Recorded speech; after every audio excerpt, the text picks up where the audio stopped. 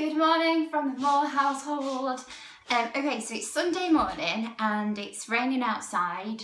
It's not really uncyclable weather. I'm just being mild this morning. But I thought it'd be a really good opportunity to show you some of the stuff that you can actually do on a Sunday in your own house. Now, fair enough, I've got weights, but you can make weights in your own house. So I'm using quite heavy dumbbells, but you want to tend to have a weight that feels, so on your last rep, you're really struggling to push it out. So a great way to do this in your own house is you could get a bag and pack it with the clothing, or books if you want to go a little bit heavier. So you've got your bag to use as a kettlebell rather than the kettlebell.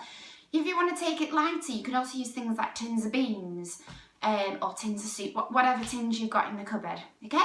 So I'm going to show you a variation of two exercises that I'm going to do. I'm going to work purely on my bum and my legs today, with a little bit of turbo training in the background, just to prove to the Mavericks that I'm still training. Okay, so here we go, let's go. So I'm taking it down for just a normal squat, just to warm up with. So I'm showing you from the front, but I'm now going to take it to the back. Okay, so as you see, my bum gets pushed right out. Okay, my shoulders are up and down. And obviously, if the weight is too heavy, then what you'll find is your posture will go, okay? So it's better to have great posture than letting the posture go. Okay.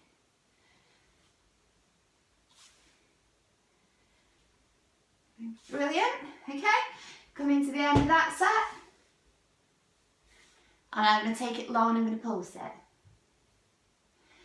So remember to breathe out. Okay, ready for the next exercise. Okay, so what I'm using on this, again, I'm going to use a dumbbell. You can use tins would be perfect for this one, or you can have your bag. If it's a bag for this one, make sure it's a nice small bag, so it's not getting in your way.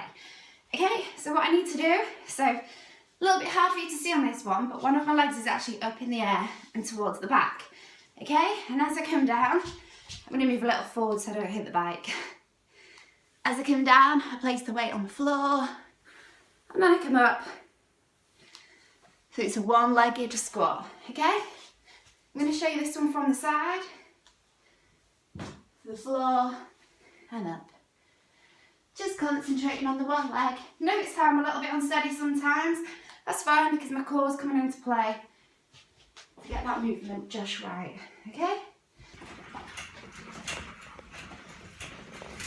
Okay guys, just in case you thought I was copying out of training today, I am in training. I'm going to go for a run after this. Apparently, running after the bike, you have legs like jelly. I'll report back very soon. Hello.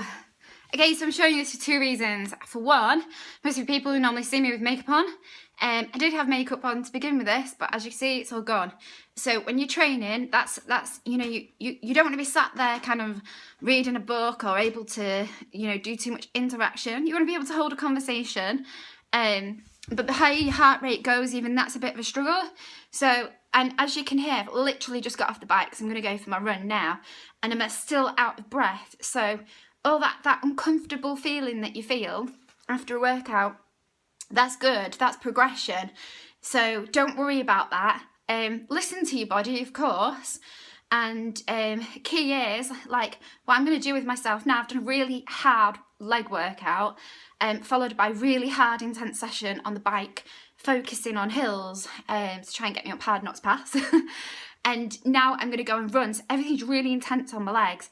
I actually feel a little bit sick from being on the bike. I'm just going to push myself that little bit more.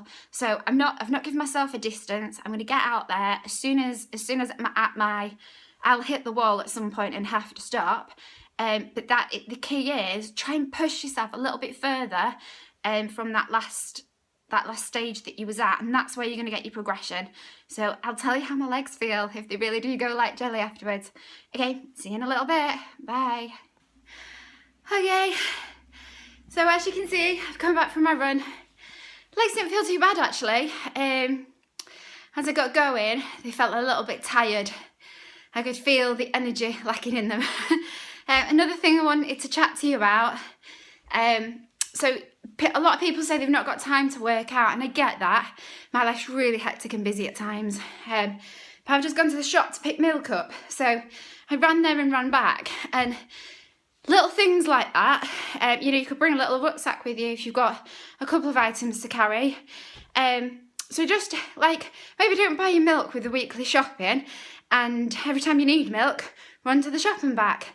Adding little bits like that in, actually, it'd be surprising the results that you'll get from that. So I'm going to sign off now. My workout's done for Sunday. I've got to stretch off, that's really important. People that don't stretch off, and I'm guilty of it at times, because I do a lot of sessions, a lot of classes, and sometimes I forget to stretch myself off.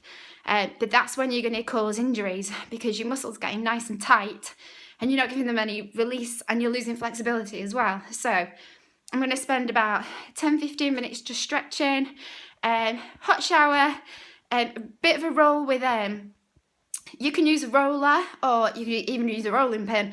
I tend to use a tennis ball now, because that's quite good. So I'm just going to rub a tennis ball around my legs and my bum area, just to help release some of the tension out there, and get some of the blood rushing around again. So yeah, I'll see you again probably on another workout. Bye.